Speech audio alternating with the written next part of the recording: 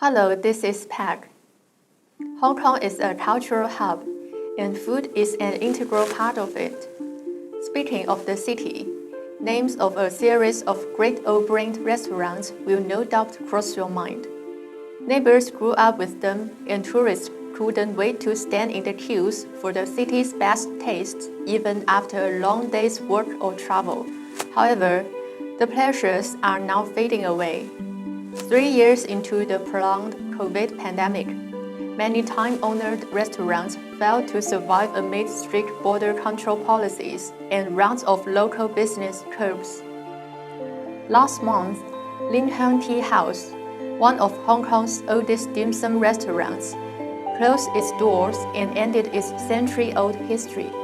The traditional Cantonese food shop, first opened in Guangzhou in 1889 and later expanded to Hong Kong in 1918, was famous for preserving the unique image of pre-war Cantonese-style tea house.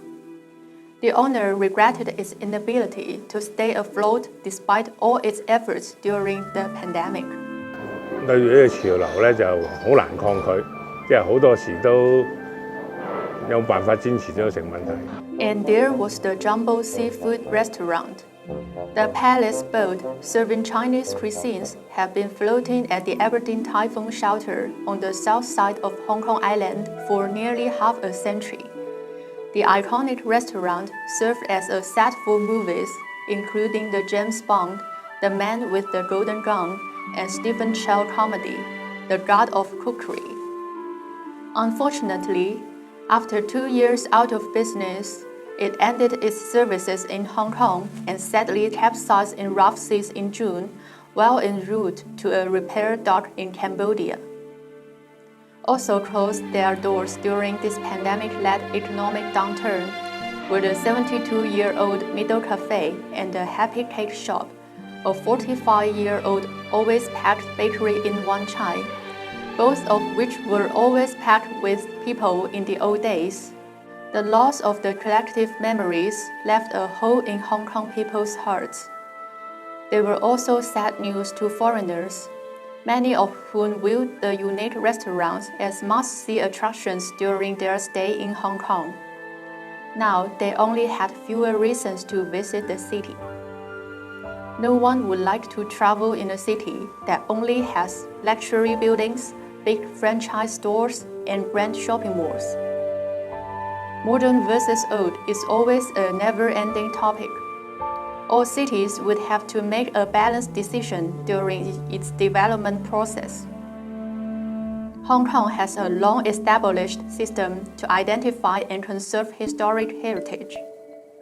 However, local shops and restaurants, though they also form an important part of Hong Kong's culture, are not included. But if all the traditional restaurants like Lin Hang and Jumbo's are gone, will Hong Kong still be Hong Kong? No wonder the Hong Kong Federation of Restaurants and Related Trades called on Hong Kong government to treat their old name members as intangible cultural heritage, especially in the hard time. On this issue, the city may look north and learn from other cities in the Greater Bay Area. The Guangdong provincial government recently released a designated conservation policy to protect over 100 time-owner businesses by 2025 and set up relevant museums to promote Cantonese culture.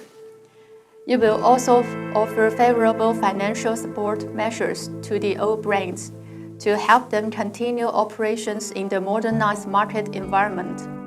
As the GBA shares the same culture, the Hong Kong government can work with Guangdong and Macau authorities to improve conservation of the old and priceless businesses. With concerted efforts in the region, the old brands, like our old friends, are hopefully to stay in our lives and share many more memories with us for many more years to come.